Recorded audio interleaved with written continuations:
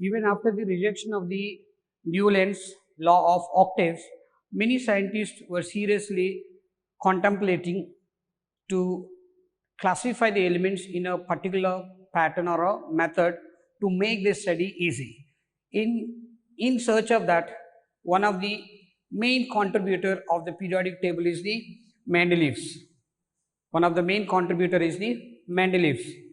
He is the repeat, he is the one of the main early developers of the periodic table. He started his work comparing the relation between the atomic mass of the elements and their physical and their chemical properties.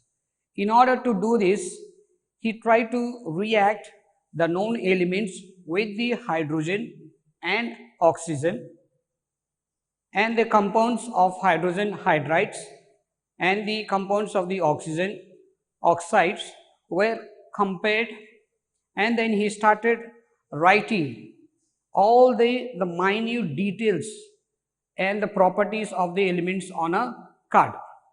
Okay, he studied the reactivity of the elements with the hydrogen and the oxygens. He has selected only the oxygen and the hydrogen because these two elements are very reactive and they have given many of the compounds. So as he reacted, he noted down the details on a chart. He made the cards and he noted down the similarities and the properties on the cards like this. So he made several cards like this with the different color shades, and then he started to put them on a chart in a vertical column. They are known as the groups.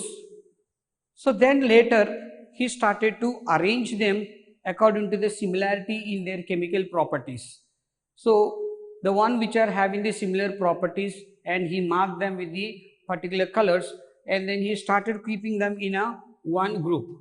So when he started arranging them in a particular order, he observed that there is a similarity of recurrence of the elements with some chemical properties. So he arranged them all in a particular group. Okay. So when he arranged them, then when he started seeing the compounds with the oxides and then the hydrogens, what he noticed that is there is a common valency. So we see here, for example, all these elements that are falling under the group 1, we have hydrogen, lithium, sodium and magnesium, Hi, NH and then KH, Li, LH, NH and KH. So they are having the common valency. Similarly, if you want to write them, if we write their compounds of the oxygen, we see here Li2O, Na2O, K2O. So based on this recurrence of the similarity of the chemical properties, what he did is, he felt that the atomic mass is the main basis of his classification, and then he has designed, or he has given a law which is known as the Mendeleev's periodic law. Is known as the Mendeleev's periodic law. So what does this law says? Mendeleev's periodic law states that the properties of the elements are periodic functions of their atomic masses. What does the Mendeleev's periodic law say? Yeah. So it says that Mendeleev's periodic law states that the properties of the elements are periodic functions of their atomic masses. So with this observation, he has clearly shown that there is an evidence there, and he has proved and convinced that everybody that common valency and also the relationship of the chemical properties with that of the atomic masses of the elements. So he started arranging all the elements in their increasing order, right? So that was his work. Then he also showed the periodicity. He showed that the elements are showing the periodicity, that is the recurrence of the elements with some similarities. With his observations, he showed the periodicity in the periodic table. The first thing that he has done is he has arranged all the elements in a tabular form. He made it on a chart, and then he kept the elements in the vertical columns. And one more thing what he has done is these vertical columns were again divided into subgroups, groups and subgroups A and B. So there were altogether 8 groups were there. 1, 2, 3, 4, 5, 6, 7, 8 groups. 8 groups. He also divided the table into the horizontal rows. So horizontal rows are called as the periods. So in a Mendeleev's periodic table, there are altogether 7 periods were there. There are 7 periods were there. After he classified the groups into subgroups, then he started arranging the elements. So I'll show you a simple crude arrangement of that. So he has arranged all the elements in this manner. So these are the horizontal rows, which we call them as the periods, and the vertical columns as the groups. So all the elements which showed similarity in their physical and the chemical properties are kept together. So I've selected here a red color, and the different colors are taken. This is simply to show that these elements are showing the similarities. And one more interesting thing that Mendeleev done is, whenever he found that the elements are not fitting, he left some gaps. Not only leaving the gaps, he also predicted. Let us see what are those newly predicted elements are. Not only leaving the gaps, he also predicted as to what these elements would be and what their properties are going to be. Let's see one example. So the elements that are being predicted by Mendeleev are Eka boron, Eka aluminium, Eka silicon. So here the Eka means 1. In the Sanskrit word it is 1 below. So Eka boron, that's for the scandium, and Eka aluminium, gallium, Eka silicon, that's the germanium. Now when these elements, that is the scandium, gallium and germanium, were discovered, and they were able to easily fit into it because he already left gaps for them. He knew that these kind of elements would be discovered. So unlike the Newlands, who never left any gap for the new elements, he limited himself with the 56 elements, and he thought no more elements would be formed. But wisely, Mendeleev has left some gaps. So when they started comparing these newly discovered elements and their properties, let's compare and see here.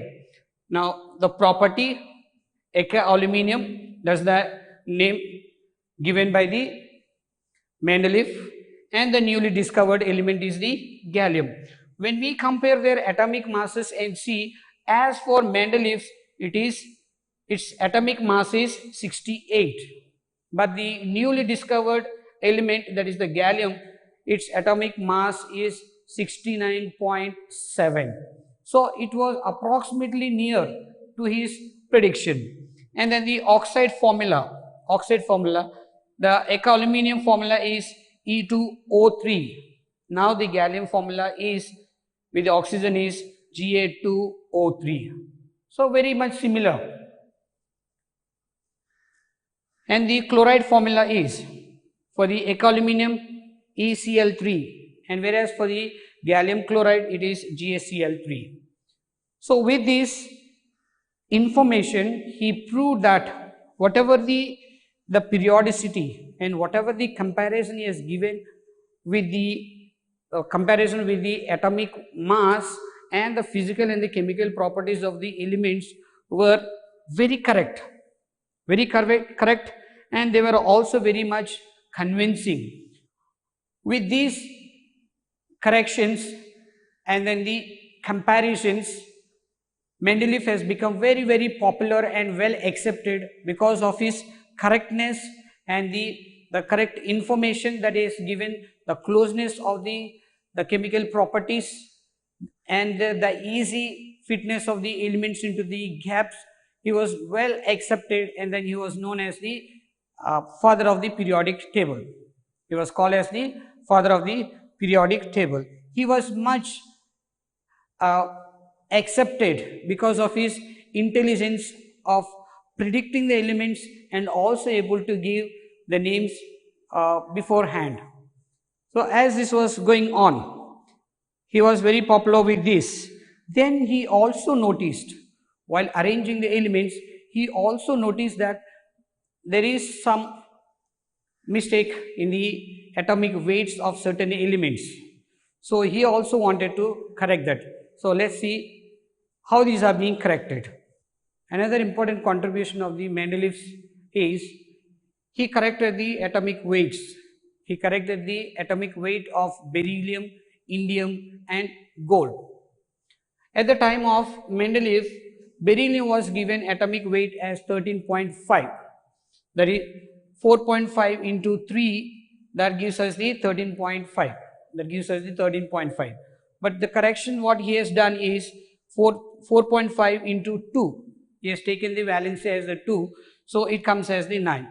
With 9, the beryllium can be placed in a correct position, but with 13.5 it would be placed in a wrong position in the periodic table. So therefore, with this correction, one more important contribution of the Mendeleev's is the anomalous series. Anomalous series. When he was arranging the elements in increasing order of their atomic masses with the chemical and the physical properties, he noticed that there were some elements like cobalt and nickel which they differ by a small number. If you see here, the cobalt 58.9 atomic mass, while nickel is 58.7, he accepted the minor inversion and then kept the element with the higher atomic mass before the one with the lower atomic mass. He did purposely in this way so that the elements would be placed in a right group. So he also did for the tellurium, which is got the 127.6, and then for iodine it is 126.9. So if we see this pair of series here, we can easily notice that the elements with higher atomic masses were placed before the elements with the atomic masses lower. Noble gases were lately discovered and they were able to fit into the Mendeleev's periodic table easily without disturbing the rest of the periodic table. As like others, as he was classifying the elements, he had few flaws, or we say few mistakes. One of them is he arranged the elements in the groups, like all the alkali metals are here. We see lithium, sodium, potassium, rubidium, cesium are there. So in the group B, he also included the coinage metals copper, silver and gold. So some of the metals are combined with the alkali metals.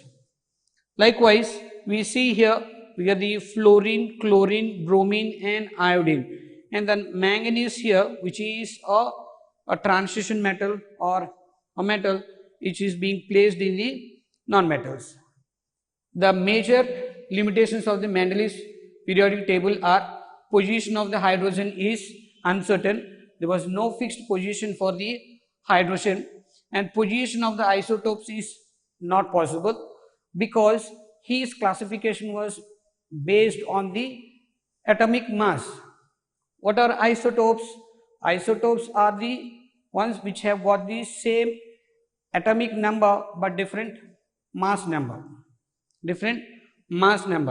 So if you take the example of the hydrogen, which has got the three isotopes, hydrogen, deuterium and tritium, they all got atomic number same, but when it comes to the atomic masses, they differ 1, 2, 3, 1 for the hydrogen, 2 for the deuterium and 3 for the tritium.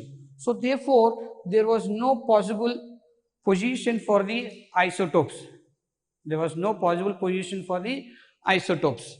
Then third is the anomalous pairs. As he accepted the minor inversion in the arranging the elements, but that minor inversion has been taken as one of the important limitations for the Mendeleevs. So that anomalous pairs are anomalous series arrangement of more atomic weight elements like the tellurium is placed before the less atomic weight like the iodine, right. So with this, like the others, even Mendeleev also had some limitations, and then but it is being widely accepted that Mendeleev's period is the ultimate periodic table, and then they thought this was the final stage of the arrangement of the elements, because this clearly gives the comparison of the atomic masses and their physical and their chemical properties. And he also shown some work on the common valency of the elements. So as like others, Mendeleev also had a limitations. With these limitations, everybody felt that still this can be arranged in a better way and a better pattern can be designed. So let's see a few questions. First one, use Mendeleev's periodic table to predict the formula for the oxides of the following elements. Use Mendeleev's periodic table to predict the formula for the oxides of the following elements: potassium, carbon, aluminium and silicon. So all based on the common valency which is being discussed by Mendeleev in his classification of the elements. So we'll get the answer as K will be K2O. For carbon it is CO2, and for aluminium Al2O3, and for silicon SiO2.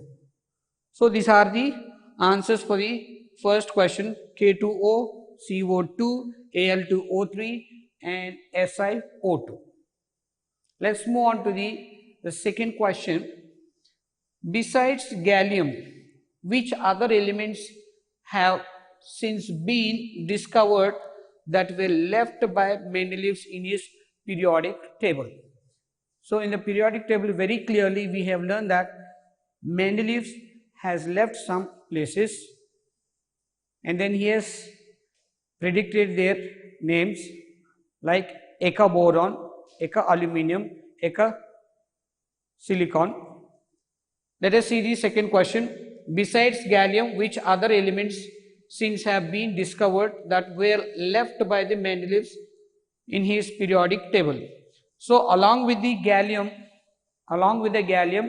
germanium and the scandium are the two elements that were discovered along with the gallium.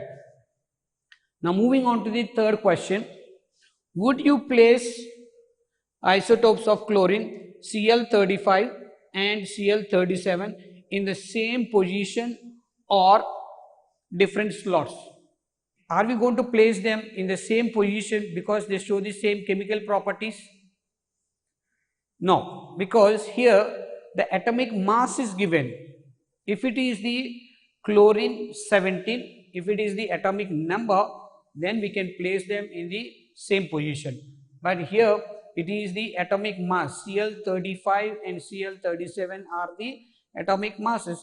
So Mendeleev's classification is based on the atomic mass. So therefore we are not going to place it in the same position. So they can be placed in the different slots because we have here different atomic masses are there. So therefore the answer would be written as different slots on the basis of atomic masses. Different slots on the basis of the atomic mass.